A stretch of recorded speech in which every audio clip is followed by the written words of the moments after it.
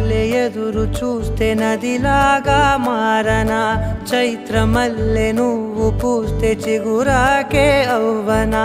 నన్నే వరించే యువరాజును అంట నీ యువ